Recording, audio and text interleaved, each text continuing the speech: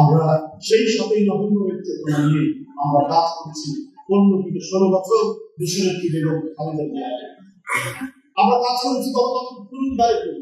শেখ হাসিনা গণতন্ত্রটি করতে চেয়েছে তার হাতের মধ্যে, তার আচরণের মধ্যে বন্দী রাখতে চেয়েছে এবং করেছিল ওখানে। কিন্তু বারবার দেশনেত্রী বেগম খালেদা জিয়া যে সংগ্রামী নেতৃত্ব, নিজের জীবনকে বিপন্ন করে কারাগারের মধ্যে জীবনযাপন করতে হয়েছে। অসুস্থ বেগম জিয়া একটা ভালো চিকিৎসার সুযোগ করে দেওয়া হয়, কিন্তু তিনি অব্যাহত করতে গণতন্ত্র।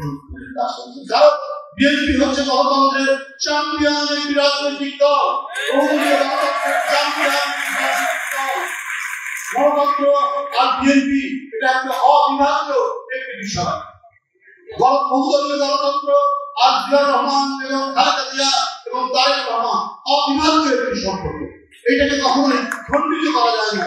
তাই গণতন্ত্রের প্রশ্নে এর সাথে সাথে যেন মানুষ করেনি আর ভয়ঙ্কর রক্তচোষা শেখ হাসিনার সাথে আপোষ করে দিতে।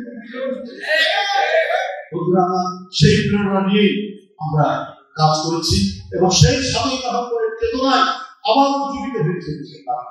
এটারা উজ্জীবিত হয়ে 5ই আগস্ট হাসিনাদের পতন হচ্ছে এবং সে পালিয়ে যেতে বাধ্য হচ্ছে।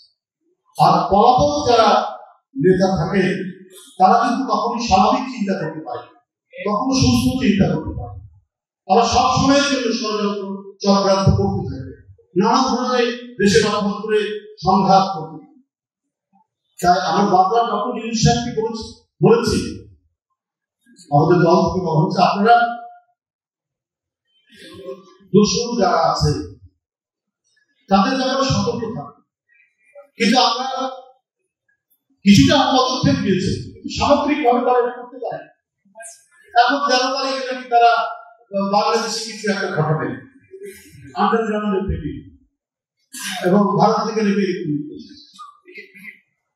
তো এই যে কেমন সংস্কার, সরকার আরো বেশি বলিষ্ঠ, সরকার আরো বেশি কেন্দ্রীভূত, সরকার আরো বেশি কর্মতৎপর হবে, এই নাশকতার সুযোগ পাবে।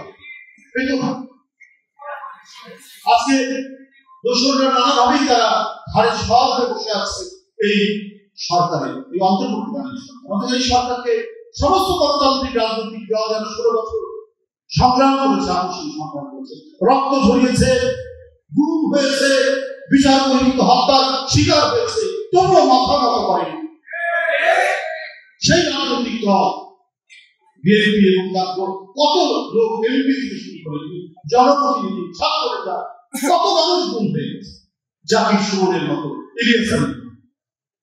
কিন্তু এই সরকার খুব ভালো একটা মনোযোগ দেয়। আমরা কি দেখছি উল্টো, যে আপনার যারা ঊর্ধ্বতন কর্মকর্তা হন, বিসিএস ক্যাডার দিয়ে বিসিএস ক্যাডারে পাস করে উত্তীর্ণ হন, সেখানে তো কোনো ধরনের হাসিনা করতে পারে, কোনো আমলে বিসিএস পরীক্ষাকে অনেক করা যাবে না। হয়তো ছাত্র জীবনে কেউ ছাত্রদল করেছেন এমন পুলিশ অফিসার সামান্য অপরাধ এই জন্যই করছে যে রাস্তা ফাঁকা করার জন্য গাজীপুরের কমিশনার নাজমুল সে রাস্তা ফাঁকা করে দ্রুত অফিসে যাবে, এই জন্য তাকে সেখান থেকে প্রত্যাহার করা হয় এবং পরবর্তী 2-1 দিনের মধ্যে দেখলাম তাকে সাসপেন্ড করা।